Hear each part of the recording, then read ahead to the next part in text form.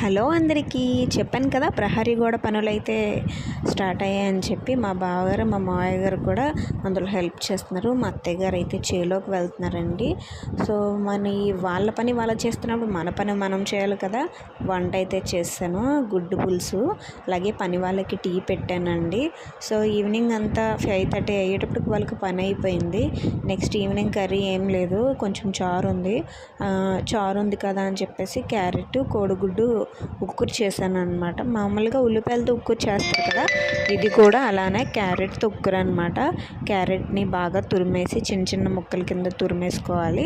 మామూలుగా మనం క్యారెట్ ఫ్రైకి ఎలా యూస్ చేస్తున్నామో ఇంగ్రీడియంట్స్ అన్నీ అలా యూస్ చేసి ఫ్రై అయిపోయాక అప్పుడు లాస్ట్లో ఎగ్ కొట్టేసి వేసుకొని చిన్న గరం మసాలా వేసుకొని సాల్ట్ అది సరిపోయిందో లేదో చూసుకుంటే అంతేనండి, మన ఎగ్ క్యారెట్ ఉక్కురు రెడీ.